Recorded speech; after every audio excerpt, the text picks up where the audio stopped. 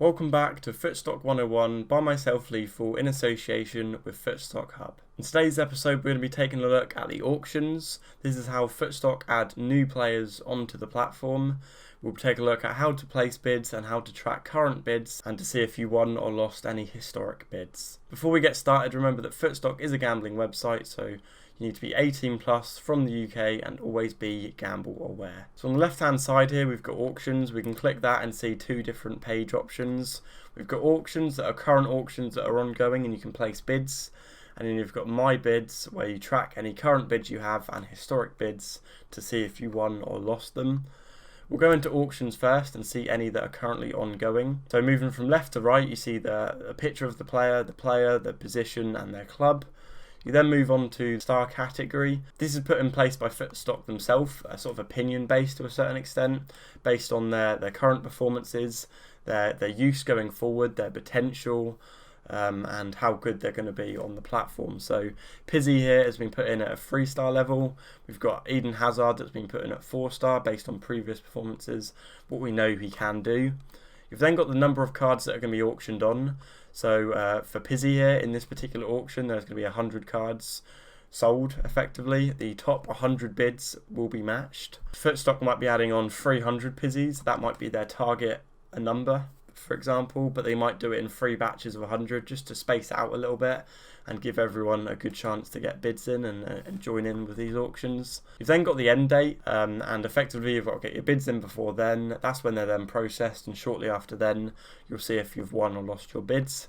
You can then see how many bids you've currently got in there and the maximum you're allowed. So you're allowed up to 5 bids on Pizzy, and that's the case for a lot of players. As we can see, Hazard's a bit more of a premium player, and that's why you're only allowed to put 3 bids in. I've currently got 1 in there for Eden Hazard.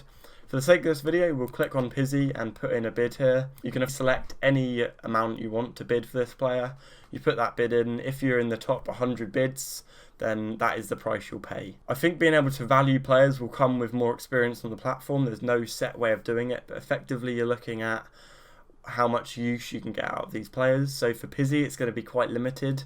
He's a good player, don't get me wrong, but not going to be one you're going to be able to utilise a massive amount. So I'm actually going to be really stingy here. I'm not too worried if I don't manage to pick up a Pizzy, but I'm going to put a bid in at say £2 and 2 pence. Just go a little bit higher than the minimum bid.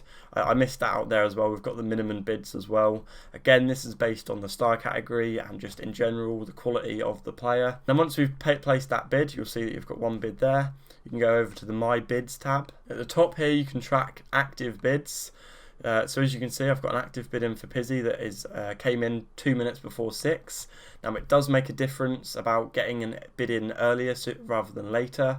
We'll show you that in just a second. But yeah, that will be going off any minute now. But the thing is, I don't have the cash balance. So even if I was in the top 100 bids, it wouldn't actually match that. Again, we'll see an example of that in just a second. But you can track them all from here, see all the information. If you had more than 1 bid, they would stack here. But if you want to delete a bid, remove it, so you're no longer in with a chance of getting him. You've got a bin button here, you can simply press that and it will go simple as that. You've then got your historic bids, so any that you've currently bidded on, you can quite clearly see if you won or lost that bid. As we move down here, let's use Odegaard from Arsenal as an example. We can then see everyone that actually bidded on these players, everyone that was successful, everyone that wasn't. So we can see that Woody123, Footstock user here, clearly very much wanted one of these players or more than one. So he had quite high bids in at £12. As you can see, it goes down quite quickly, but if there's a player that you really want, then sometimes you've just got to be sure. Here we can see someone that placed a bid for £10. It doesn't show a tick in the 1 column. That'll be a similar situation what I just showed you, in that this player put a bid in for £10, but when it came to process the bid, they didn't have £10 cash balance there available for it to be processed, therefore they were unsuccessful. We can then go down and see the cheapest anyone got this player for, and it was Ben PZ at £3 and 9 pence.